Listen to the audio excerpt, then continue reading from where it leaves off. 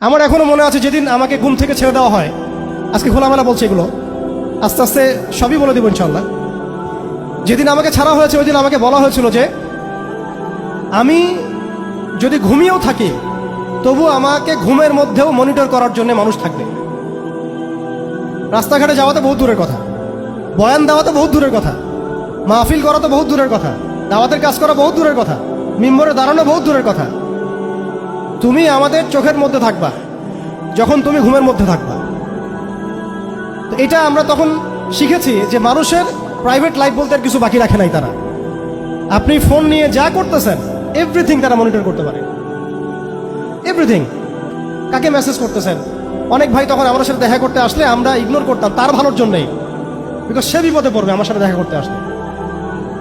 এবং আপনি যেটা বলবেন সে বলার জায়গাটা আপনাকে দেওয়া হয় নাই, রাখা হয় নাই, আপনি ট্রিগারের সামনে আছেন। তো আল্লাহ পাকে সন্তুষ্টির জন্য কথা শুনেছি, অনেক সহ্য করেছি, মেনে নিয়েছি, গালিমন্দও খেয়েছি। আর এটাকে সুন্দর করে নাটক সাজানো হয়েছিল যে পারিবারিক কলহের কারণে আত্মগোপনে চলে গেছে।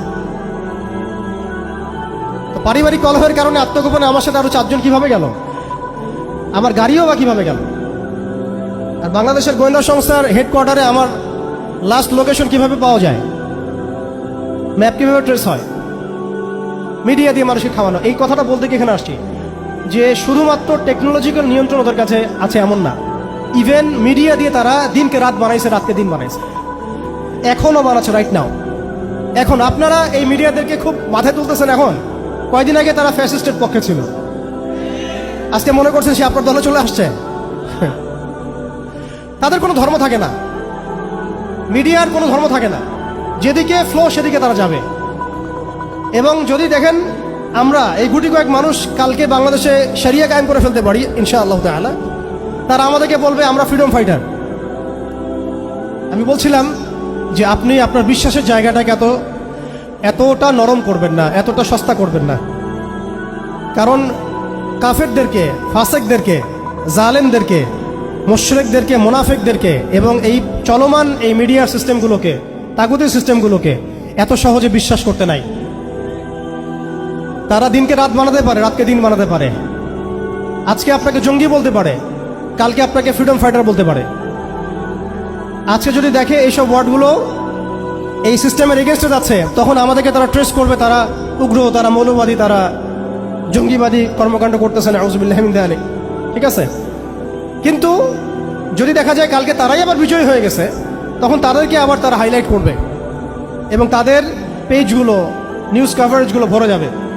অতএব মূল জায়গায় থাকেন, তাদেরকে দিয়ে কিছু যায় আসে না। ইসলামের আহলুন নিফাকদেরকে দিয়ে কিছু যায় আসে না।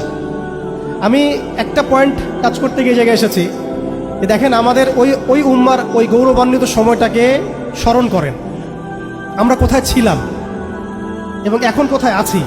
মাঝখানের এই রাস্তাটাতে ওরা আমাদেরকে কিভাবে ডমিনেট করলো, কোন কোন জায়গায় তারা আমাদেরকে মারলো। তারা কিন্তু আমাদেরকে ভাতে মারলো, অর্থনীতির মধ্যে মারলো, রাজনীতির মধ্যে মারলো, সংস্কৃতির মধ্যে মারলো, তরুণ প্রজন্মের মধ্যে মারলো।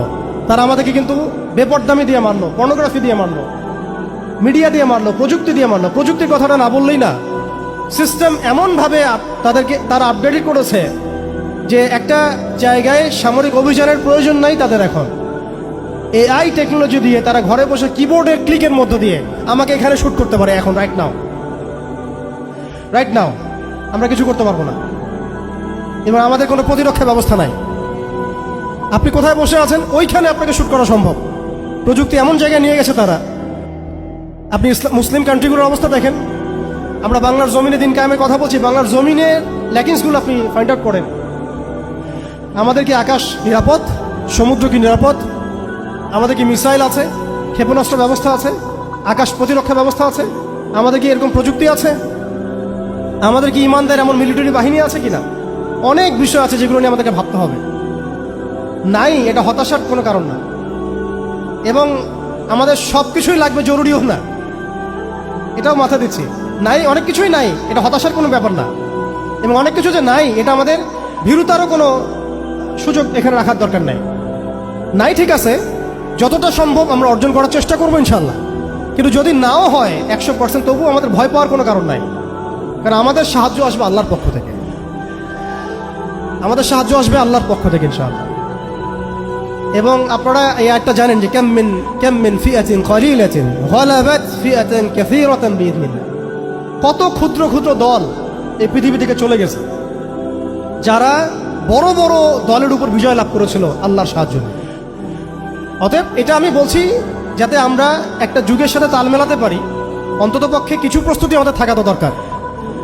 ব্যাপারটা তো এমন নয় যে আমরা গেলাম, জায়নামাজে দাঁড়ালাম, দোয়া করলাম, যুদ্ধে জয়লাভ করলাম। এভাবে কিন্তু যুদ্ধ জয় হয় নাই।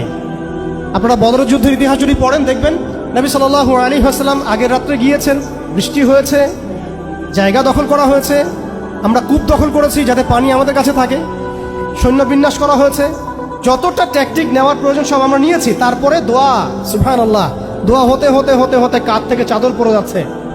আবু বকর রাদিয়াল্লাহু আনহু এসে বলছেন যে ইয়া রাসূলুল্লাহ, যথেষ্ট হয়েছে, আপনি থামেন, আল্লাহ আপনার সাথে আছেন, আল্লাহ আপনার দোয়া ফেলবেন না ইনশাআল্লাহ। এরপরে দেখলেন 313 নিয়ে আমরা ওদেরকে হারালাম। সব কিছুর প্রয়োজন আছে। তো আমাদের অবস্থাটা এখন এমন একটা জায়গায় আছে যে ওই খিলাফা যাওয়ার পর থেকে উম্মাহ আজকে এই জায়গায় চলে আসছে। এটা একদিনে হয় নাই, 100 বছর লাগছে। এটা ভাই একদিনে হয় নাই, 100 বছর লাগছে। ওরা 100 বছর মেয়াদি প্ল্যান করেছিল, আরও বেশি প্ল্যান করেছে ওরা। ওরা তো প্ল্যান করেছে পুরো প্যালেস্টাইনের এই হোলি ল্যান্ডটাই তারা দখল করবে, এটা ওদের প্ল্যান। এটা আমরা জানি প্ল্যান এইটা। ইরাকের ইউফ্রেটিস নদী থেকে একেবারে মিশরের নীল নদ পর্যন্ত ওরা দখল করতে চায়। ওরা শুধু গাজা চায় না, ওরা পুরো হোলি ল্যান্ডটাই চায়।